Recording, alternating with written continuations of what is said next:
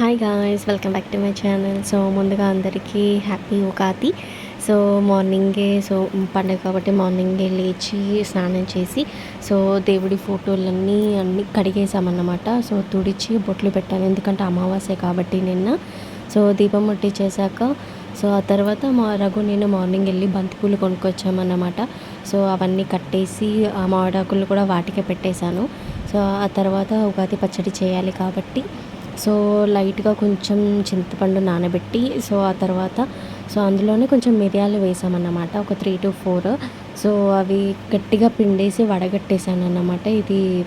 ఆ తర్వాత కొంచెం ఇది వేప పువ్వు కూడా ముందుగా కొంచెం వాటర్లో వేసి కడిగి పెట్టేసుకున్నాను. అది కూడా వేసేసుకోవాలన్నమాట. చూడాలి, టేస్ట్ అయితే ఇప్పుడు బాగుంటుంది. మా మమ్మీ చేసినట్టు టేస్ట్ రావాలని ట్రై చేస్తున్నా. వడకట్టేసాక మనం ముందుగా నేను ఇది మామిడికాయ కూడా కట్ చేసి పెట్టుకున్నాను. ఆ తర్వాత బెల్లం కూడా తీసుకున్నాను, జస్ట్ ఒక 3 స్పూన్స్ అట్లా తీసుకున్నాను అన్నమాట. కట్ చేసి తురిమేసి పెట్టుకున్నాను. ఆ తర్వాత కొంచెం ఇది వేప పువ్వు కూడా మంచిగా కడిగేసి పెట్టుకున్నాను. బయట ఇక్కడ అసలు వేప చెట్లే లేవు. అందుకని చెప్పి 10 రూపీస్ది కొనుక్కొచ్చుకున్నాము. మా ఇంటి దగ్గర అయితే ప్రతి ఒక్క చెట్లు ఉంటాయి. చెట్లు అనేది కంపల్సరీ ఉంటాయి ఇంటి దగ్గర కాబట్టి ఇలా కొనుక్కోవడానికి లేదు. బట్ ఇక్కడ అన్ని రోడ్లు అపార్ట్మెంట్స్ అయిపోయేసరికి ఎక్కడ చెట్లు లేవు. ఉన్నా కూడా పైకి ఉంటాయి, అందవు కాబట్టి ఇలా కొనుక్కొచ్చి వేసేసుకున్నాం అన్నమాట. పచ్చడి అయిపోయాక రఘు కూడా స్నానం చేసి రెడీ అయ్యి వచ్చేసాడు. నేను ఇంట్లో రఘుతోటి కొబ్బరికాయ కొట్టిస్తాను దేవుడికి. తను కొట్టేశాక టెంపుల్కి వెళ్దామని అనుకుంటున్నాము. ఆ తర్వాత ఇంటికి వచ్చాక భక్షాలు చేయాలి. మన తెలంగాణలో అయితే భక్షాలు అని అంటారు. బట్ ఇక్కడ ఏమో అదేంటి